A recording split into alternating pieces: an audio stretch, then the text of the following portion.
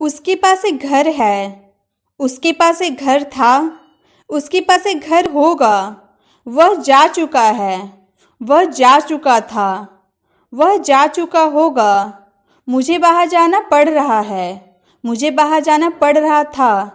तो गाइस देखिए, इन सारे सेंटेंसेस में कभी हम प्रेजेंट की बात, कभी हम पास्ट की बात, कभी हम फ्यूचर की बात कर रहे हैं ना। इन सब सेंटेंसेस को इंग्लिश में ट्रांसलेट करने के लिए हम किस वर्ड का यूज़ करते हैं वो भी देखते हैं। जैसे हम लोगों ने कहा ना, मेरे पास एक घर है, तो पास है का बात कर रहे हैं ना, मेरे पास एक घर है, यानी कि मेरे पास प्रेजेंट की बात कर रहे हैं, तो उसमें हम किस वर्ड का यूज़ करेंगे? Has, have, got. जैसे हम बोलते हैं ना, मेरे पास एक घर है, हम बोलते हैं I have a house, I have a house, यानी कि मेरे पास घर है। लेकिन यहाँ देखिए, हम गॉट का भी यूज़ कर रहे हैं ना, तो हम इस तरह से भी बोल सकते हैं I have got a house. I have a house मतलब भी मेरे पास घर है, I have got a house मतलब भी मेरे पास घर है। दोनों का मतलब सेम होगा, बस इंग्लिश दो तरह से होगा और हिंदी उसका सेम होगा। नेक्स्ट, जब हम पास्ट की बात करते हैं, जैसे पास्ट था, मेरे पास घर था, यानी कि पास्ट की बात कर रहे हैं, तो उसमें क्या यूज़ करेंगे? Had got. हम नॉर्मली यूज़ करते हैं आई हैड अ हाउस, लेकिन जब गॉट का यूज़ करेंगे तो हम बोलेंगे I had got a house. ठीक है, दोनों का मतलब सेम होगा। आई हैड अ हाउस भी बोल सकते हैं, I had got a house भी बोल सकते हैं, दोनों का मतलब मेरे पास घर था। नेक्स्ट है पास होगा, ये फ्यूचर की बात कर रहे हैं, मेरे पास घर होगा यानी कि फ्यूचर में होगा, उसके लिए किस वर्ड का यूज करेंगे? Will have got. I will have got a house मतलब मेरे पास घर होगा। हम नॉर्मली तो ऐसे बोलते हैं आई विल हैव अ हाउस मतलब मेरे पास घर होगा, लेकिन जब उसमें गॉट का यूज करेंगे तो हम बोलेंगे I will have got a house, उसका मतलब भी मेरे पास घर होगा, दोनों का मतलब सेम होगा।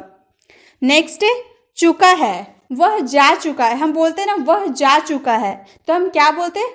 ही has gone, he has gone. He क्यों? ही सिंगुलर है ना, इसीलिए सिंगुलर के साथ हैज़ लगता है। वो प्रेजेंट की बात करे, ही हैज़ गॉन मतलब वह जा चुका है, प्रेजेंट की बात करे। जब इसी का हम पास्ट की बात करते हैं, वह जा चुका था मतलब चुका था, वह जा चुका था, पास्ट में जा चुका था, तो उसके लिए क्या बोलेंगे? He had gone, he had gone. इसमें वर्ब का थर्ड फॉर्म यूज करेंगे। नेक्स्ट है चुका होगा, फ्यूचर की, वह जा चुका होगा। फ्यूचर की बात करेंगे तो हम यूज करेंगे ही will have gone, he will have gone. Clear? जब हम फ्यूचर की बात करेंगे तो विल हैव का यूज करेंगे। नेक्स्ट है पढ़ रहा है, मुझे वहां जाना पड़ रहा है, उसमें इज एम आर का यूज करेंगे प्लस हैविंग टू का यूज करेंगे। इज एम आर का यूज करेंगे, उसके साथ हैविंग टू का यूज करेंगे। आज जब वही चीज अगर हम पास्ट की बात करेंगे, पढ़ रहा था, मजबूरी में मुझे वहां जाना पड़ रहा था, मजबूरी की बात कर रहे। जब आपको मजबूरी में कोई काम करना पड़ता है, जैसे मुझे वहां जाना पड़ रहा था, मुझे उसकी मदद करनी पड़ रही थी, तो मजबूरी की बात करेंगे पास्ट में, तब हम was were plus having to का यूज करेंगे। चलिए इसे और अच्छे से समझने के लिए इसके कुछ एग्जाम्पल्स को भी हम देखते हैं। सबसे पहले है हैज हैव गॉट, मीन्स पास है। हम लोगों ने देखा ना, पास है के लिए हम लोग क्या यूज किए? Has have got. जैसे एग्जाम्पल है मेरे पास एक किताब है, यानी कि मेरे पास अभी प्रेजेंट में वो किताब है, तो उसके लिए क्या यूज करेंगे? I have a book, I have a book. जब हमें गॉट लगाना होगा, मेरे पास एक किताब है, तो गॉट लगाते हुए हम कैसे बनाएंगे? I have got a book, I have got a book. हम गॉट लगाए या ना लगाए, दोनों का मतलब सेम होगा। मेरे पास किताब है, मेरे पास किताब है, दोनों का मतलब एक ही होगा। इंग्लिश हम कुछ भी बना सकते हैं, आई हैव अ बुक भी बोल सकते हैं, I have got a book भी बोल सकते हैं। नेक्स्ट, उसके पास एक मोबाइल है, उसके उसके यानी कि ये सिंगुलर हो गया, ही सिंगुलर हो गया ना, ही सी इट, ये एक सिंगुलर होता है जिसमें एस और एस लगाते हैं। तो यहाँ पर जब सिंगुलर होगा तो हम लोग यहाँ हैज़ लगाएंगे, तो बोलेंगे he has a mobile, he has a mobile, उसके पास एक मोबाइल है। और जब इसमें गॉट का यूज़ करेंगे तो हम किस तरह बोलेंगे? He has got a mobile, he has got a mobile, दोनों का मतलब सेम होगा, उसके पास एक मोबाइल है। हम लोग के पास एक लैपटॉप है, वी हैव अ लैपटॉप। ये देखिए सिंगुलर नहीं है, वी सिंगुलर नहीं है, इसीलिए इसमें हम हैज़ का यूज़ नहीं किए, हैव का यूज़ किए हैं। We have a laptop. और जब इसमें गॉट लगाएंगे तो हम बोलेंगे we have got a laptop, we have got a laptop. अब नेक्स्ट देखते हैं, प्रेजेंट की तो बात हो गई, अब पास्ट की बात करते हैं। पास्ट है हैड गॉट मीन्स पास था, मेरे पास था, वो पास्ट की बात कर रहे हैं, मेरे पास घर था, पास्ट की बात कर रहे थे ना, तो पास्ट की जब बात करेंगे तो हम हैड गॉट का यूज करेंगे। हैड का भी यूज कर सकते हैं प्लस हैड गॉट का भी यूज कर सकते हैं। जैसे एग्जाम्पल, मेरे पास एक किताब था, मतलब पास्ट में था, मेरे पास एक किताब था। I had a book, I had a book. अगर हम इसमें गॉट का यूज करेंगे तो किस तरह बोलेंगे? I had got a book, मेरे पास किताब था। दोनों का मतलब सेम है कि मेरे पास किताब था। हम आई हैड अ बुक भी बोल सकते हैं, I had got a book भी बोल सकते हैं, दोनों भी बोल सकते हैं हम। जैसे उसके पास एक मोबाइल था, तो he had a mobile, he had a mobile. और जब इसमें गॉट का यूज करेंगे तो किस तरह बोलेंगे? He had got a mobile, he had got a mobile, उसके पास एक मोबाइल था। हम लोग के पास लैपटॉप था, we had a laptop, we had a laptop. और जब इसमें गॉट का यूज करेंगे तो बोलेंगे we had got a laptop, we had got a laptop. Next, past की बात हो गई, अब फ्यूचर की बात करते हैं। फ्यूचर में जैसे मेरे पास घर होगा, मेरे पास एक कार होगी, मतलब फ्यूचर में होगी, तो फ्यूचर में किसी फ्यूचर में पास होने के लिए हम क्या यूज करेंगे? विल हैव गॉट का, विल हैव का भी यूज कर सकते हैं प्लस विल हैव गॉट का भी यूज कर सकते हैं।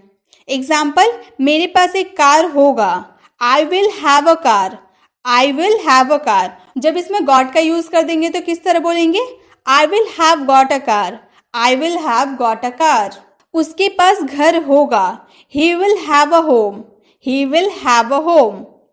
और जब इसमें गॉट का यूज करेंगे तो बोलेंगे he will have got a home, he will have got a home.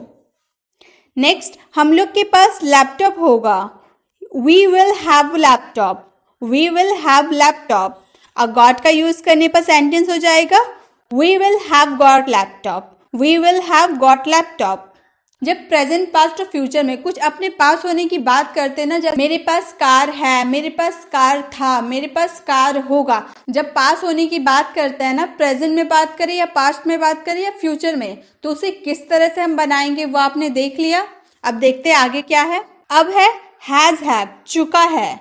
हम लोग अपने डेली लाइफ में बहुत यूज करते चुका है। जैसे मैं अपना काम कर चुकी हूँ, वह जा चुका है, वह आ चुका है, वह लिख चुका है, वह पढ़ चुका है, वह खा चुका है। चुका है वर्ड अपनी डेली लाइफ में हम बहुत यूज करते हैं, तो वो वर्ड को हम इंग्लिश में कैसे बनाएंगे वो हम देखते हैं। मैं अपना काम कर चुकी हूँ, I have done my work. इसके लिए हम सबसे पहले आई यानी कि सब्जेक्ट का यूज करेंगे, देन हैव का यूज करेंगे प्लस V3 का यूज करेंगे। ठीक है, इसमें वर्ब का थर्ड फॉर्म का यूज करेंगे। देखिए, डू का थर्ड फॉर्म डन होता है ना, तो हम लोगों ने यहाँ वर्ब का थर्ड फॉर्म यूज किया है। वह जा चुका है, मतलब वह जा चुका है। ही हैज गॉन, यहाँ भी हम लोग गो का थर्ड फॉर्म गॉन का यूज किए हैं, और ही सिंगुलर होता है इसलिए इसमें हैज का यूज हुआ है। He has gone. वह आ चुकी है, she has arrived, she has arrived. Has, इसमें सी भी सिंगुलर है ना, इसलिए हैज का यूज किए, और अराइव का थर्ड फॉर्म अराइव्ड यूज किए हैं। She has arrived. मैं लिख चुका हूं, I have written, I have written. Class शुरू हो चुकी है, class has started, class has started. मेरी तुमसे बात हो चुकी है, I have talked to you, I have talked to you. देखिए, इसमें हम लोग किस तरह के सेंटेंसेस में हैज या हैव का यूज किए? जो चुका है, जैसे कि लिख चुका हूँ, पढ़ चुका हूँ, बहुत सारे सेंटेंसेस हम लोगों ने देखा ना, तो चुका है वाला जो वर्ड आएगा उसमें हम हैज या हैव का यूज करेंगे। अब हैज का यूज कब करेंगे? जब हम वो सिंगुलर होगा, बाकी सब में हैव का यूज करेंगे। क्लियर? अब ये तो था प्रेजेंट का, अब इसका पास्ट की बात करते हैं। जब पास्ट की बात करते हैं, जैसे चुका था, चुका था के लिए हैड, वह पढ़ चुका था, वह लिख चुका था। अभी हम लोगों ने लिख चुका है की बात किए थे ना प्रेजेंट की, अब बात करेंगे था की, पास्ट की बात करेंगे। जैसे मैं अपना काम कर चुकी थी, I had done my work, I had done my work. सबसे पहले सब्जेक्ट, फिर हैड, उसके बाद वर्ब का थर्ड फॉर्म। क्लियर। उसमें हम लोगों ने क्या किया था, उसमें मैं अपना काम कर चुकी हूँ, I have done my work बोले थे ना। सबसे पहले सब्जेक्ट, फिर हैव, उसके बाद वर्ब का थर्ड फॉर्म। और इसमें हम लोगों ने क्या देखा, जब पास्ट की बात करेंगे तो हम करेंगे subject plus had plus verb का third form, I had done my work. वह जा चुका था, he had gone, he had gone, ये भी गॉन वर्ब का थर्ड फॉर्म है, ही हैड गॉन। वह आ चुकी थी, she had arrived, she had arrived. मैं लिख चुका था, I had written, I had written. Class शुरू हो चुका था, class had started, class had started. मेरी तुमसे बात हो चुकी थी, I had talked to you, I had talked to you. Clear, past की बात हो गई। अब है पढ़ रहा है। जैसे आपको कोई काम मजबूरी में करना पड़ रहा है ना, मुझे उसकी मदद करनी पड़ रही है, मुझे वहाँ जाना पड़ रहा है, मुझे अभ्यास करनी पड़ रही है। तो जब पढ़ रहा है वाला शब्द बोलेंगे ना, जो मजबूरी में आपको वो काम करना पड़ रहा है, तो उसमें हम is am are plus having to का यूज़ करेंगे। ठीक है, जब आपको कोई मजबूरी में जो काम करना पड़ता है ना, उसके लिए is am are plus having to का यूज़ करेंगे। जैसे एग्जाम्पल है, मुझे उसकी मदद करनी पड़ रही है, I am having to help him. I subject हो गया, आई के साथ हम लोग एम लगाते हैं हेल्पिंग वर्ब, उसके बाद हैविंग टू का यूज़ करेंगे, उसके बाद हेल्प हिम।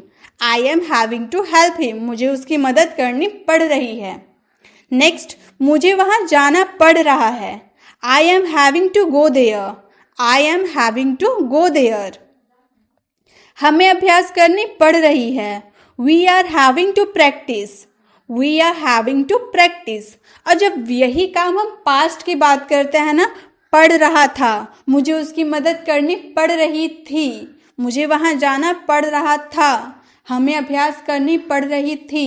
तो यही जब सेंटेंस को हम पास्ट की बात करते हैं ना, तो वहाँ पे हम was were plus having to का यूज़ करते हैं। प्रेजेंट में हम लोग इज एम आर का यूज़ करेंगे और पास्ट में हम लोग वाज वेयर का यूज़ करेंगे। क्लियर। जैसे कि मुझे उसकी मदद करनी पड़ रही थी, I was having to help him, I was having to help him. यहाँ हम लोगों ने एम का यूज़ किया आई के साथ, यहाँ वॉज का, क्योंकि ये पास्ट है। I was having to help him.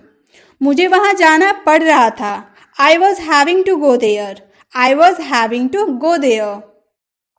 हमें अभ्यास करनी पड़ रही थी, we were having to practise, we were having to practise. हमें अभ्यास करनी पड़ रही थी। Clear guys. तो हम लोगों ने इन सारे सेंटेंसेस को कैसे इंग्लिश में ट्रांस किया, आई होप आपको समझ में आया होगा। अब आ रही है होमवर्क की। आज का आपका होमवर्क है, मुझे पढ़ाना पड़ रहा था।